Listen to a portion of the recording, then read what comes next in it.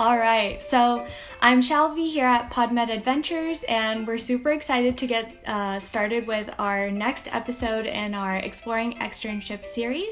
So today's a really special episode. We're going to be having Dr. Darsh come on, and he's going to be sharing with us information about how to construct the best CV. So all of y'all who are in the field or are pre-med, you know that CV is a super important part of our education, and we can use it in so many different ways, whether it's to get an internship or externships or residency. So we're really excited to have him come on and share his knowledge about what that is. And then we're also going to be exploring a lot of the interprofessional work that happens between podiatric medicine and Dr. Darsh, who's actually a DO. So last but not least, I'm going to go ahead and invite him on. As you guys have questions, go ahead and put it in the question box or in the comments, and then we'll try to get to it at the end. And then for those of you who know, we did drop our merchandise last Friday. So if you stick around until the end, there is a code that we're going to be giving out. So stay tuned.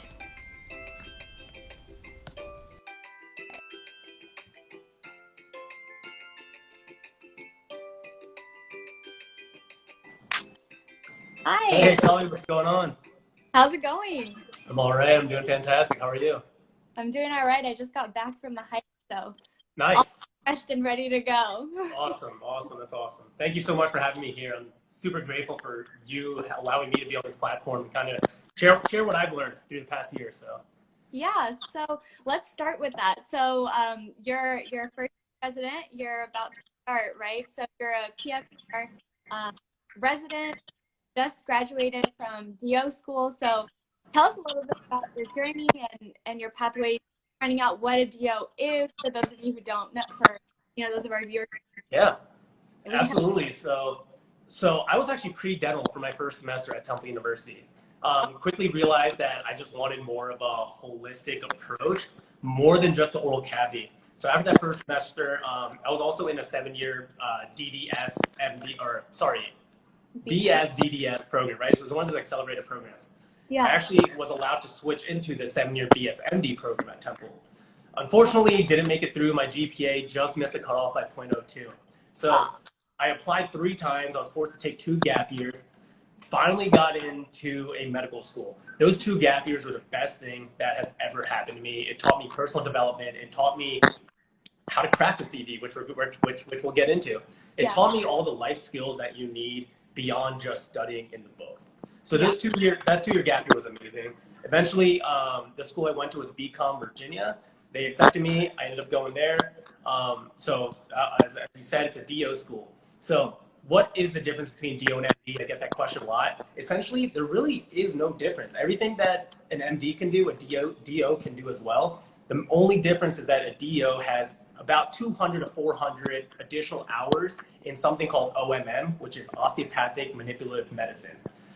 So essentially, we can also treat different MSK conditions, neuro conditions, neurological conditions with our hands.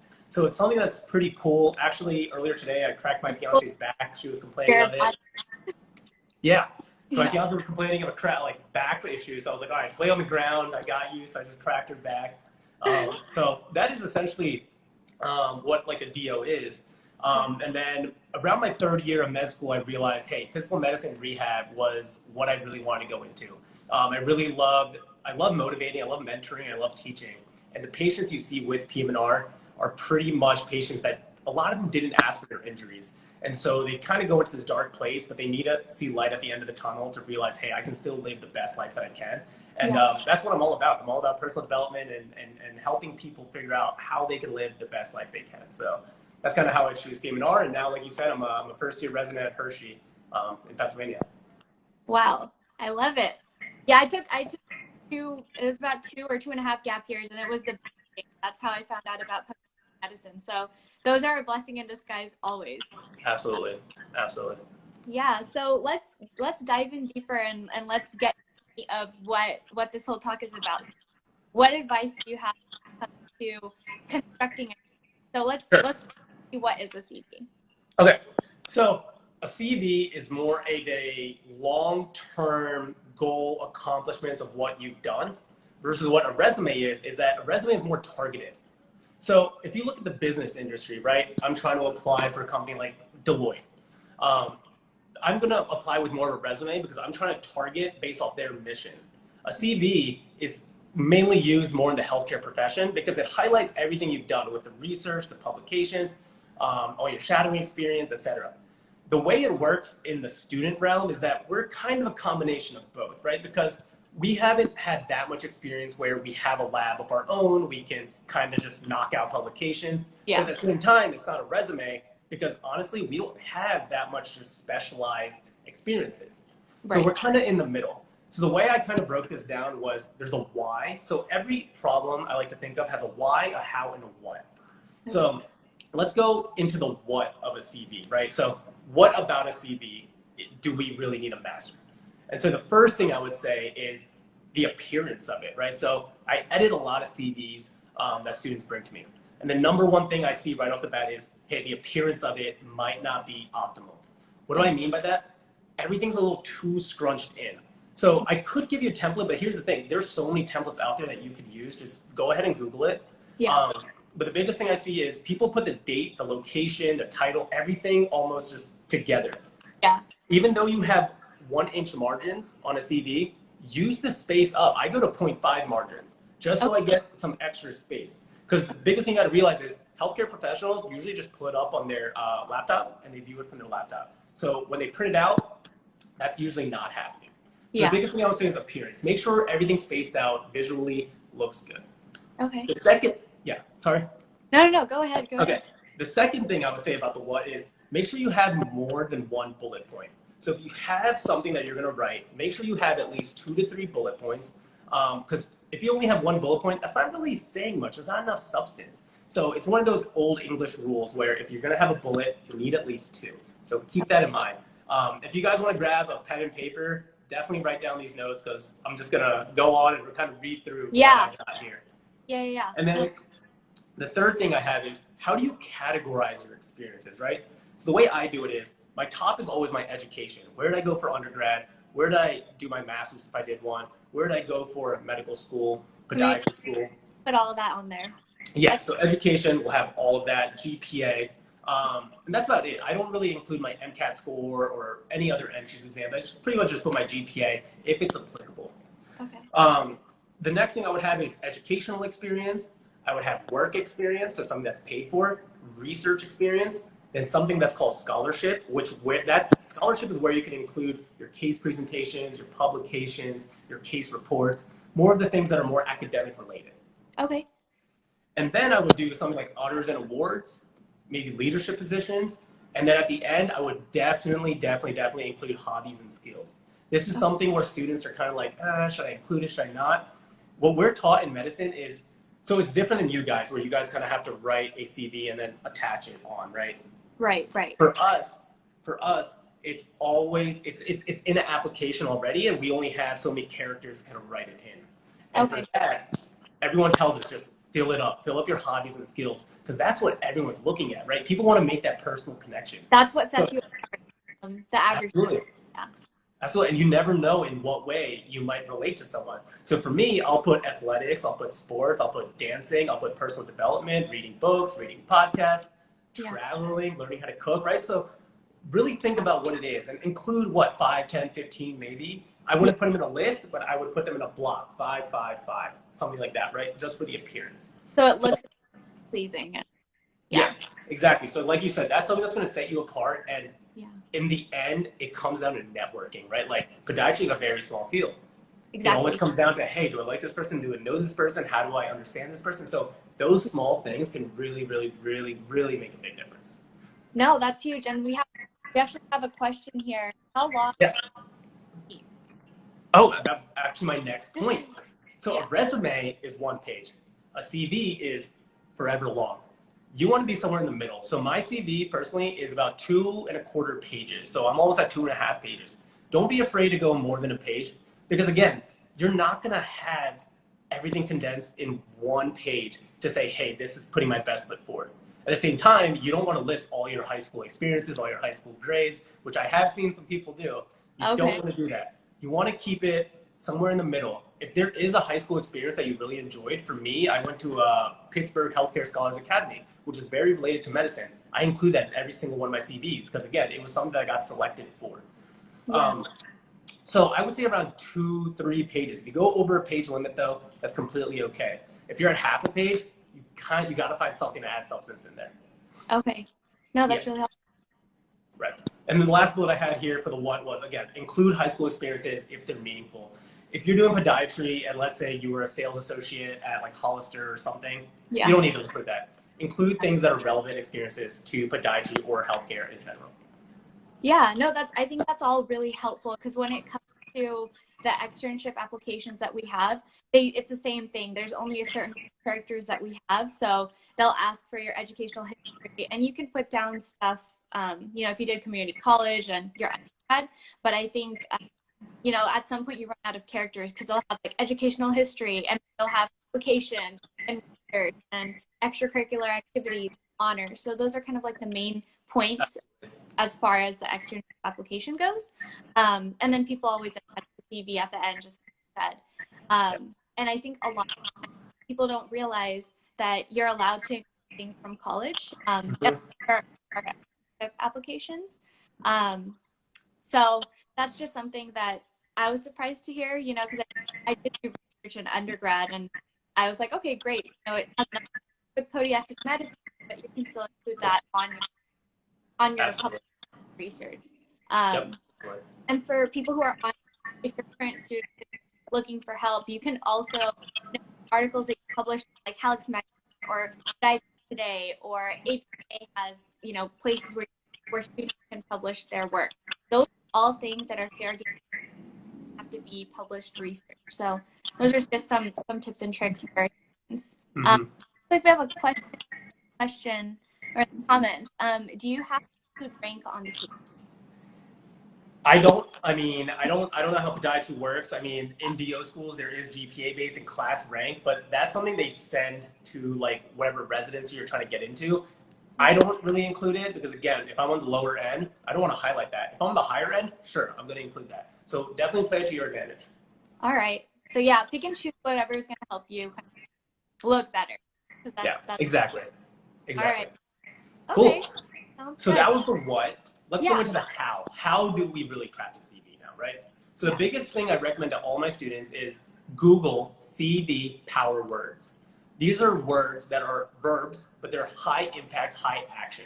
So if you're looking to say that you led a great team and did something, right? You can write collaborate rather than showed, right? So we want to stay away from those dull verbs that, okay, cool, this doesn't really show anything. But when you see high impact words, that's where people are going to say, okay, like collaborate makes it way better than saying, oh, I showed these people something, right? So definitely Google CV power words and replace all the verbs that you can. And I think it might be the second link on Google, honestly. But there's about like 200 of them and just fantastic words that you should definitely incorporate. All right. The next thing I see often is if you have past experiences, make sure you're using past tense verbs. And if you have a present experience, present tense verbs. Guys, I see this so often where people flip them or they're just all the same or they're all present tense. Make sure you're really looking at that. It's something small, but it's something, again, if somebody has a high IQ that's looking at your CV and saying, I'm going to look for all the nitty gritty, something that will set you apart is just being a perfectionist at that. The third thing I would say, and this is very key, this is very big, quantify all your experiences. Talk about how many hours you shadowed or you did research or how many hours you dealt with that experience, and talk about how many people you impacted. Was it 5? Was it 20? Was it 30? Did you give a speech to over 1,000 people? How many lives did you impact? That's what people want to see. They want to get a story in their mind where they say, okay, I can see Shalvi was there for 80 hours in 2 weeks. And over the course, there were 20 people that she impacted, and this is how she impacted them, right? That is way more powerful than just saying, I impacted people. When you can give a direct number, that's where it's boom. You can easily put that in your mind. The next point is you want to create a picture, right? So get rid of the fluff. People can read through the BS. So if you're really struggling, don't include fluff. Really sit and figure out what impact did you make. You also want to get to the point, right? So you want to be concise. You don't want to go on and on forever creating a story. Get to the point. Yeah. Don't necessarily tell them what you did. Talk about what the impact was, what the value that you created. That's where physicians, doctors, podiatrists, that's what they want to know. Yeah. And the last point here is stay away from writing, I'm HIPAA, I did HIPAA, I was compliant. We all know that. Because if you weren't that, you wouldn't be here. So stay away from those small, if you just want to fit a bullet in, don't do it. Stay away from the HIPAA and the compliancy kind of stuff. Okay, sounds good. And we're getting more questions in. So someone's asking, are they looking for grammar or are they looking for the person's experience? Both. I mean, grammar matters at this point. So definitely get your CVs edited. I would recommend by some sort of doctor, someone in healthcare field, because they'll understand. If you give it to somebody who's in business, they'll be like, why is this not one page?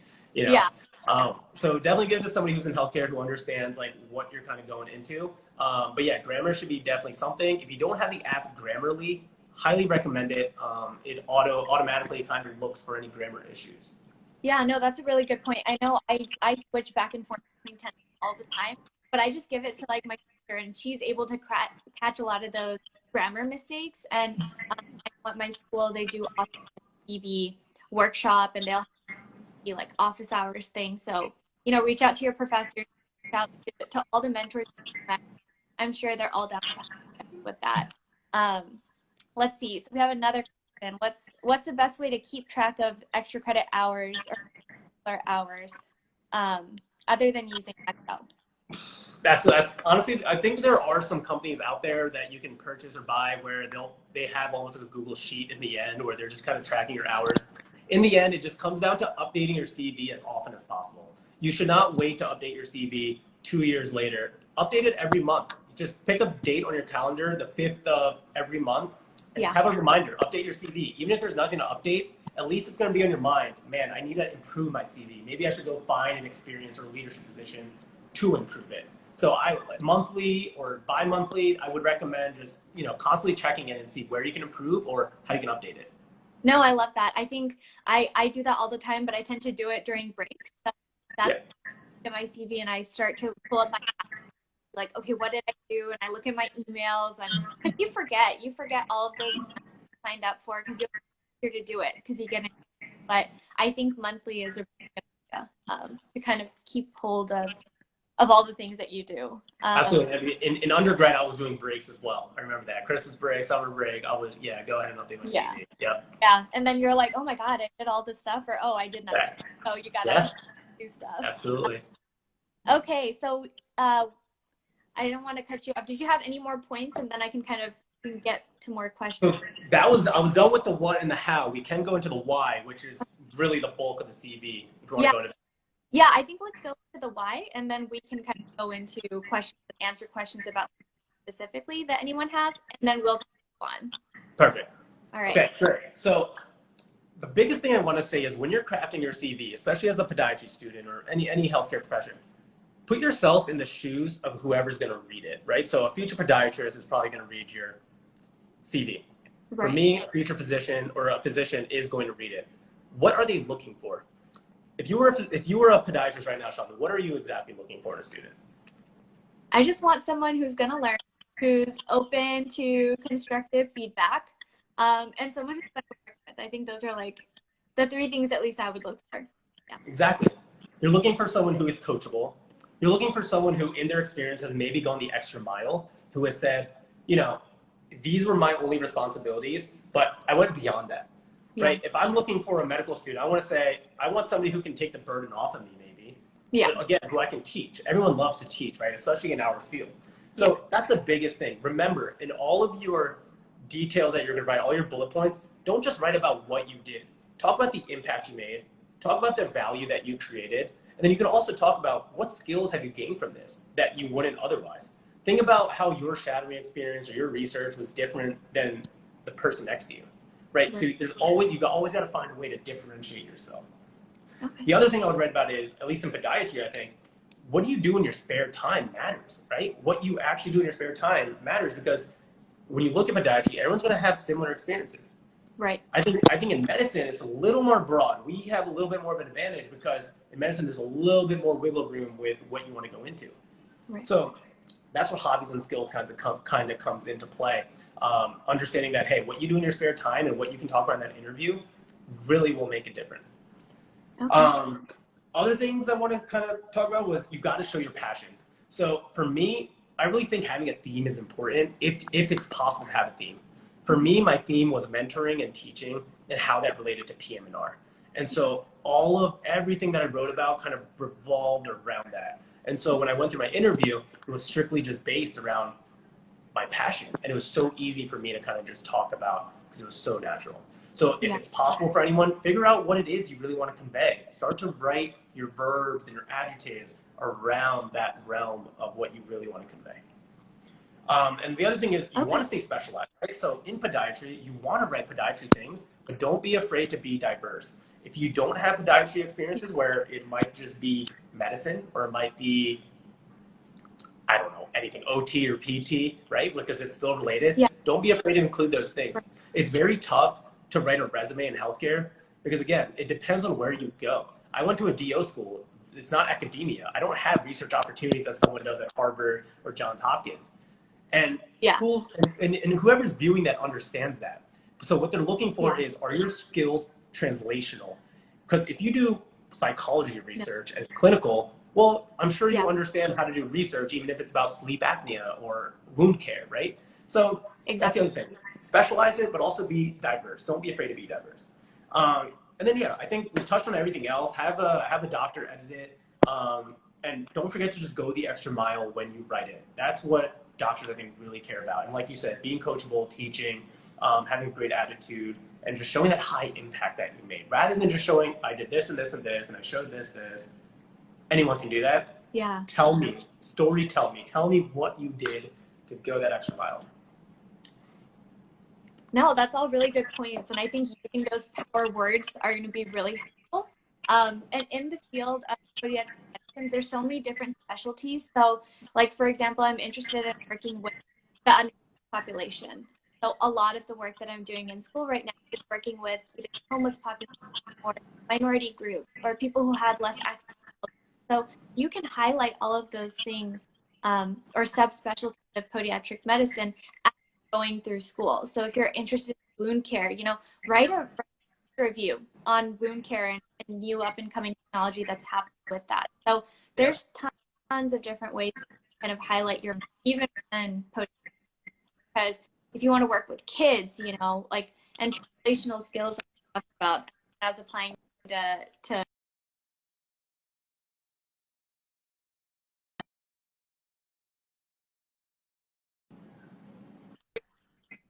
am I back? You on there? You good? All right. Yes. All right. Can you hear me?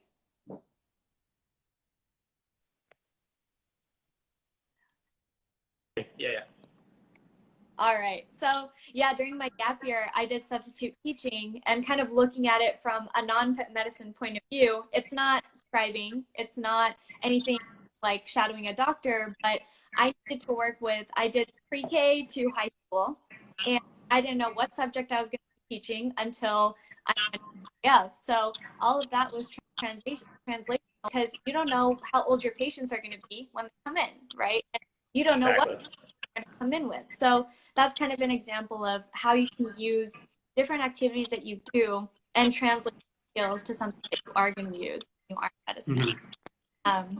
But we have another question here about able to give us an example of an impact versus just stating what we did. Sure. So let's talk about shadowing experience, because I think this is where it happens the most. So for me, let's say I had a shadowing experience at University of Pittsburgh. I shadowed 5 different realms. I shadowed psychiatry, PM&R, orthopedic surgery, emergency medicine, and ENT. I can just say, I shadowed 85 hours shadowing these things. Versus what was the impact I made? And what I really wrote was, I shadowed 80 hours in 1 week, living resident lifestyle, doing 14-hour days, viewing this surgery, this surgery, this surgery, and this is this. So now when somebody views that, they say, I know what that surgery is. Wow, they saw that? That's pretty cool. And wait, you were doing 14-hour days like a resident? Okay, I mean, you obviously know what it's like to be a resident then. So, right, it's kind of doing that rather than just saying, I just shadowed this. So Okay. No, that's good. Um, and so we have, okay, how many pages should a CV? So yeah, how many pages should a CV be? It can be as long as it limits. I want to go anything more than if it's half a page, you want it to be longer than that, right? Right, exactly. Mine is about almost 2.5 pages, and that's from everything, not everything, but things I've done from high school to now. So it's going to get longer as you go on, but again, make sure you have the high impact stuff on there. If it's not relevant, you don't need it. And relevancy doesn't necessarily have to mean it's not podiatry or it's not whatever field you're in. It just, relevancy has to do with, okay, it's within the realm. So Yeah. All right. So I also want to talk a little bit more about you and what you're doing as far as your page and your optimizing your life podcast. So do you want to tell us a little bit about that? sure. So randomly decided to pull the trigger on making a podcast. So this has been like years in the making. So for those of you guys who don't know, I'm very into personal development, self-help kind of books, and just becoming a better version of yourself every single day. I'm very much into biohacking, how to sleep better, how to eat better, how to get your workouts in better, how to live longer, all that kind of stuff. So essentially, I'm all about optimizing each and every day, each and every minute. So a podcast called Optimize Spotify. The link is in my bio if you want to check it out. And essentially, I interview guests from different specialties. So I have at Deskbound Therapy, David London. He talks about the fitness things that you might not be doing. I have another guest, Ryan Alling, who is a business genius, but he talks about how personal development influenced him. I interview a radiologist who talks about all things radiology and what it takes to be successful in medicine. And today I actually interviewed my own brother, who is a pediatric dentist, and he talks about how to optimize your oral health, the things that we learned growing up, why they might actually not be true. So I have a variety of guests and different things, and essentially it's just, if you can become 1% better in different facets of your life, that compounds over time. And within a year, 2 years, 10 years, you're going to evolve to a different person with a much healthier lifestyle, with a much happier lifestyle. So I'm all about wealth, health, love, and happiness, and how to really make those things come to fruition. No, and it's really good. I've been able to check some of them out, and right now I'm studying for boards and currently dying. So, working on those little things that kind of get you excited and, excited and motivated while we're studying. It's really nice to hear. So, if you Absolutely. guys haven't checked it out, definitely check it out. Um, but yeah, I think I don't want to take too much of your time. We've been on You're for good. about half an hour. If people have any more questions, please feel free to put it in the box. But if you have anything to add, I wanted to talk a little bit about, how have you seen the interprofessional work between DOs and pediatric medicine? I know you went to Temple, so Temple actually has a podiatry Yeah. program. How has That was a great podiatry program. A lot of my friends actually go there. So yeah, it's interesting. I never really got much exposure to podiatry, like, growing up or being an undergrad. And I think I heard about it more and more once, I was at Temple, my friends went there, but especially as PM&R. So like the biggest thing I would say is wound care, right? Like every doctor's worst nightmare is like wound care, even though some go into it. So there's a huge, huge relationship between podiatry and PM&R. Because as you can imagine, humans are bipedal, right? So gait and everything is essential to being functional. If you want to live your best optimal life in terms of being able to like wash your clothes and the ADLs, the activities of daily living, you need those 2 feet and 2 legs to really work well. And PM&R is all about making patients functional. So that's where podiatry really comes in, right? So let's talk about wound care, right? So somebody has a wound, they get an amputation. Well, they might be seeing podiatry, or if podiatry is seeing that type of patient, okay, how do I know when to refer to a physical medicine rehab doctor? Other things like foot drops, spasticity, spinal cord injury, brain injury, stroke patients. These are all things that we see. Like all my rotations next year are those 3 things: stroke, brain injury, spinal cord, general rehab. And so essentially I'll be seeing patients that, overlaps with you guys. Now, there might not be so much of an overlap in cities and urban areas because there are already so many PM&R doctors and that specialize in spasticity or wound care or foot drop. But when you go more rural and when you get maybe externships in rural areas, podiatrists, we really rely heavily on podiatrists to make the right call or to make the right diagnosis, or to really help us out so that we can send them out outpatient. So that's kind of where that professional relationship really comes into play, is everything from wound care to stroke to whatever makes them non-functional anymore.